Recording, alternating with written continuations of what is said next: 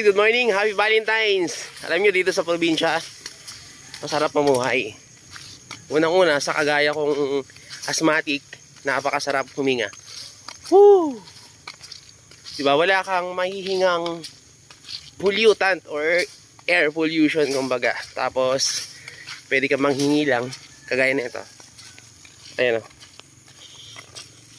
So, may nakita tayong nagkakarga doon ng buko sa kanto.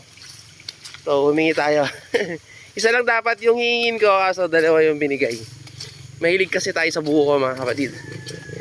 Ayan, so shoutout lang na sa IRTM or DOH regarding sa mga availability ng mga sir, mga boss ng anti-venin or anti-venom.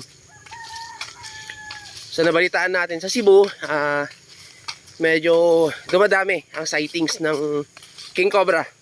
At of course, may mga namamatay na rin na nakagat at pinapatay na king cobra.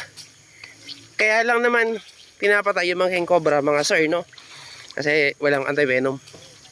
Ikaw ba naman ang kagatin yan 30 minutes ng buhay mo kung wala kang gagamiting anti-venom.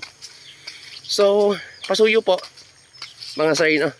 Kay President Marcos that naway mabigyan ng pansin, kasi may nakita naman tayo na pwedeng gamitin gamot, no, ng Samar Cobra, Philippine Cobra, King Cobra, which is imported by Ambika Pharmaceuticals, which is Made in India. So please, mag-train tayo ng mga may kakayahang mag-administer, saka yung tamang cold chain facility para sa mga gamot, no? Hopefully by municipality magkaroon tayo.